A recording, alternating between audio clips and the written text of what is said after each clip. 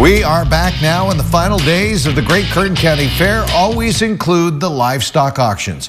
Opportunities for 4-H and FFA kids to recoup their investments in the animals they have raised for over the past year. Now, these auctions are full of unique sounds and smells you don't experience anywhere else. And now add this, angels are out there among the pigs and goats as well. 17's Robert Price explains. The culmination of the year for 4-H and other farm kids is the livestock auction towards the end of the Kern County Fair. Up till now, it's been Buyer 9 who's been their savior, but Buyer 9 is gone. For a decade or more, the anonymous buyer paid market rate bordering on generous prices for sheep, pigs, cattle, goats, and other livestock, ensuring that farm kids wouldn't take losses after their months of work tending to their animals. Enter Auction Angels, a new charity organization affiliated for now with the Kern Community Foundation. The Angels' mission?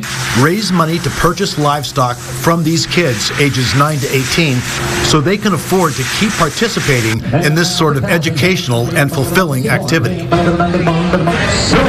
Auction Angels is the brainchild of, among others, Laura Hill and her daughter Audrey. This is Audrey. Because Buyer 9 left, and they did buy so many animals every year, there's this huge gap where students don't have anyone to come in and actually buy their animals, and they're having to let their animals go off the auction block for a lot less than they used to, and they spend all this money throughout the year and all this time with these animals, and then they end up with hardly any to restart next year. And Auction Angels is here to try and help mend that gap a little bit. How? By way of kerncommunityfoundation.org.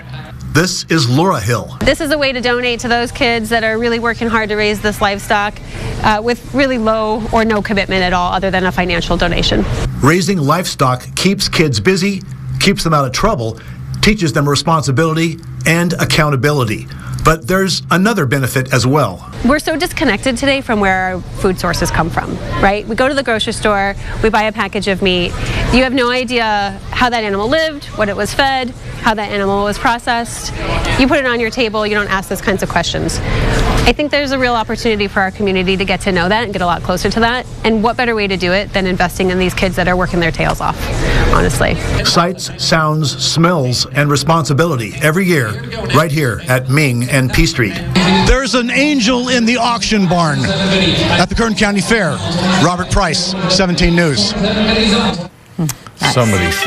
It's beautiful to see this stepping in.